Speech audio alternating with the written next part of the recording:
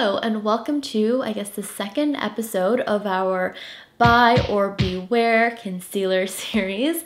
Today's video is going to be about the Smashbox Studio Skin Flawless 24-hour concealer. And I am such a sucker for concealers that when I saw this launch earlier this year, I knew I had to try it. If you have not seen the first episode of this series, it was on the Fenty Beauty Pro Filter Instant Retouch Concealer, and if you haven't seen that one, I will link it up here for you. I have tried a few products from Smashbox, but I'm just now realizing that I've actually never tried any of their complexion products until this concealer. So this concealer, like I said, launched earlier this year, probably January 2019. This is supposed to be a 24-hour concealer. Pretty exciting. I don't wear makeup for probably more than 12 hours at a time. Usually I wear makeup on work days, so I am getting ready around 7. I'm home by like 5:30ish, and usually my makeup's off by 7, so right after dinner I wash my face.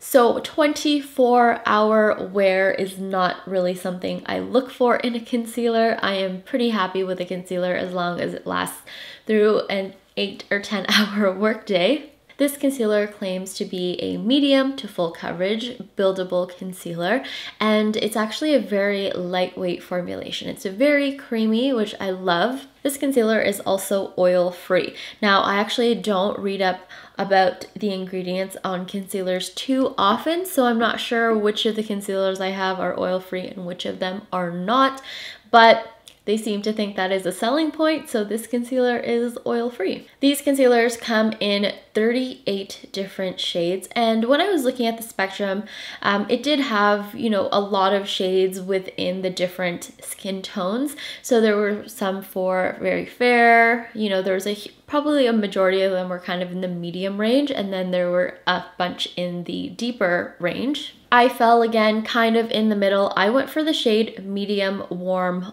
olive. They have lots of different undertones, but the one I felt like suited my skin tone the best out of their range was medium warm olive. There was another shade that I thought would suit me well also. I think it was neutral, but I found that it was maybe a tad too pink. So this is the packaging. It's a very basic. It kind of reminds me a little bit of the Bare Minerals Second Skin Concealer. I've already forgotten what that one's called, but I love that concealer very much.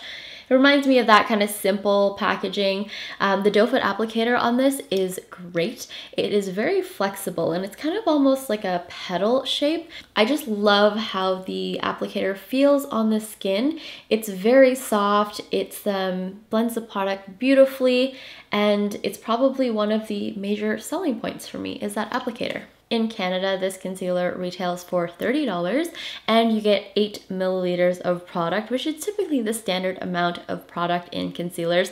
So I think the price point is pretty fair for the amount of product that you get. So like I said, the shade I picked up was a medium warm olive, and this shade is definitely, you know, on the warmer side. It is a little bit more yellowy. It does have maybe a tinge of a green to it, but it actually is quite flattering on my skin tone, especially under the eyes. It is a bit warmer than some of the other concealers that I have, but it blends in really nicely.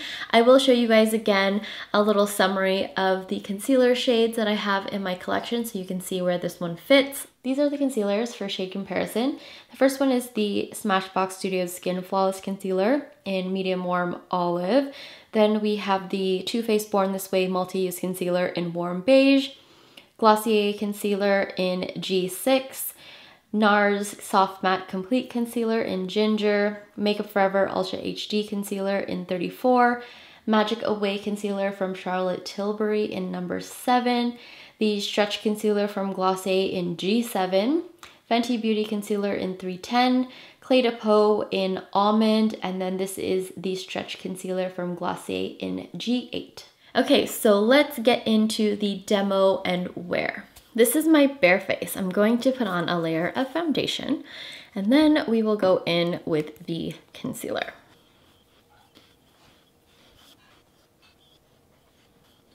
Okay, I'm going to put on a layer of the Studio Skin Flawless 24-hour concealer under my eyes, and then depending on the coverage, I may or may not do 2 layers. I really do like the applicator of this. I like how almost soft it is and how it's a little bit malleable. I'm not 100% sold on the color. It might be too yellow for me, but it blends out pretty nicely.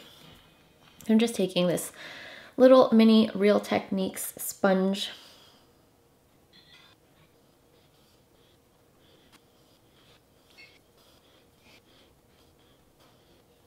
So this is after one layer. You can see how it has definitely brightened the under eyes and kind of took away a bit of the discoloration. I'm going to do a second layer under the eyes, and then I'll do also kind of around the nose.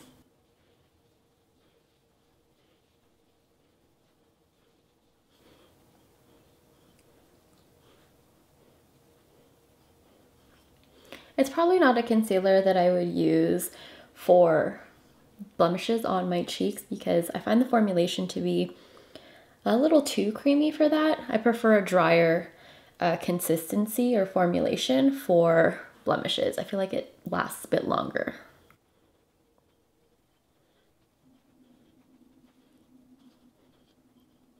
So before I finish the rest of my face, I just wanted to kind of show you guys how the concealer looks. This is after 2 applications, no powdering. I'll actually do powder on half and then no powder on the other. I've noticed that when I wear this with or without powder, it pretty much wears similarly throughout the day. The powdered side definitely lasts a little bit longer, but not powdering it is not a big deal for me, even though I have combination skin. So I will powder this half and leave this half unpowdered, and we will see how it lasts at the end of the day.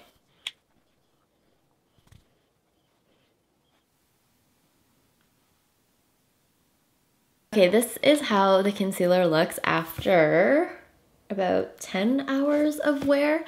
I am pretty satisfied with how it wore throughout the day. This is probably my 6th or 7th time wearing this concealer, and it's been pretty consistent wear-wise. It usually lasts through an entire work day, which is pretty great. I usually put it on at 7 in the morning, and then I get home a little before 6, and it's usually still under the eyes. I feel like this side did wear a little bit more than the other side because this is the side that we powdered, this one we didn't powder. And I do have some like fine lines under the eyes, but I don't find that it creased that much, and I also don't find that it bunched up in the fine lines, so that's always good. It wore pretty decently on the cheek area also. I do notice a little bit of wear. You can still see some of the like hyperpigmentation peeking through, but for about 10 hours, it's like 9.5 hours of wear. I'm pretty satisfied with the appearance of it at the end of the day. This is a bit of a closer look at how the concealer wore throughout the day, so after about 9.5 hours. So as you can see, I have some lines under my eyes, but nothing creased too much, nothing moved around. I still think that it's pretty decent coverage. You can see a bit of the darkness in the inner corner. I also really like how it feels and how it looks in terms of like that satin borderline matte finish. So overall, I'm pretty satisfied with how it wore throughout the day. Okay, so my final thoughts on this concealer. Overall, I thought it was a good concealer. I love the consistency and the formulation of this product. Like I mentioned in the wear test portion, every time I've worn this concealer, which is probably about 8 to 10 times, it has worn the same way. It really doesn't matter what base I'm wearing or if I powder or if I don't powder. It is pretty consistent across the board in terms of longevity, which is definitely a plus. So for the pros, I definitely enjoy that it lasts all day long on my skin. I also like the formulation. I think that the concealer is really creamy, it's easy to blend, it blends really nicely and seamlessly into the skin. Even with 2 layers, it doesn't look like there's too much product on the skin. I also really enjoy the applicator. I like how flexible the sponge tip is, and I like how it's shaped so it like fits perfectly under the eyes. If I had to pick cons, although I don't really have anything super negative to say about this concealer, I'd say that it does work well on the skin, but again, I prefer more of a drier formulation for blemishes. I just feel like that adheres a little bit better. And although I don't get major creasing with this concealer, I do sometimes find that it settles in some of my fine lines at the very beginning. So if I just kind of blend it out, it doesn't typically do that again throughout the day. So again, this concealer is a buy for me. I do not regret picking it up. I think it does have a place in my concealer collection, although my concealer collection is slowly building. It's a concealer that I definitely enjoy wearing in the wintertime when my skin is dry. I'll have to try it again in the summertime to see if it has the same wear, because of course in the wintertime, the environment's completely different. You know, I'm not sweating as much, so perhaps it will have the tendency, because the formulation is so malleable, to move a little bit in the summertime, but for the season, this works nicely. So that is my review on the Smashbox Studio Skin Flawless 24-Hour Concealer. You'll have to let me know if you have tried this out or if it is something that has caught your eye. If you have tried this concealer, I would love to hear your experience with it below. I feel like that would be super helpful for anyone who might be trying to figure out whether this concealer works for them. So whether you liked it or you didn't like it, I would love to know your thoughts. But I hope you guys enjoyed watching, I guess, the second episode of our concealer review week. And I will see you guys tomorrow for the next one. Tomorrow, a sneak peek is going to be on the Charlotte Tilbury Magic Away Concealer. So if you're interested in that, stay tuned tomorrow. Bye!